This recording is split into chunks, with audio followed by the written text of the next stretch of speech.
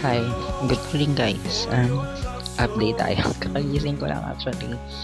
And then, ang tawag doon, update tayo sa ginagamit kong collagen peptide na from 9 Young Basic Collagen that we have. Masarap siya. Lasang grapes, pomegranate, something, ganun.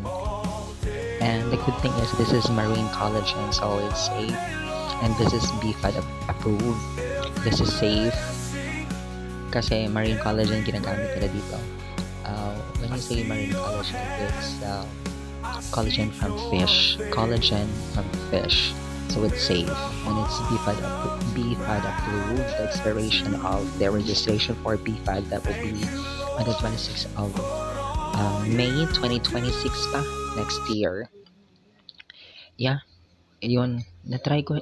Uminom ako kagabi. Then yun. Masarap tulog ko. Tapos tawag doon, hapon, kumain ako ng dyan mango, tapos, na may bagoong. Pagkatapos mga 8, nagutom ulit ako. Kumain ako ng, atay ng manok, at saka, kanin. Tapos, ang sarap ng tulog ko. Ngayon ako nagising. Tapos, yung feel mo na parang nagsistretch yung skin mo, basta nagsi-stretch siya. Mafe-feel ko dito, dito sa face ko, tsaka dito din basta nagsi-stretch. Mahirap explain. Ganun yung mga na-notice ko sa pag-take ko ng collagen na to. Tapos go-glow yung skin mo. I'm not using any filter or effect. Buksan natin. Wait.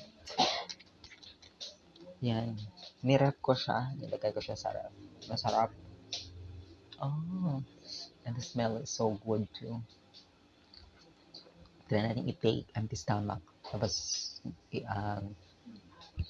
observe natin kung anong feeling mamaya. Kasi sa packaging, nabasa ko na mas okay inumin to pag empty stomach kasi yung collagen talaga is ma-absorb ng katawan mo lahat ng mga niya, ng mga yung laman nito. Lahat ma-absorb ng katawan mo yan kasi empty stomach mo siyang ininom. Ganon.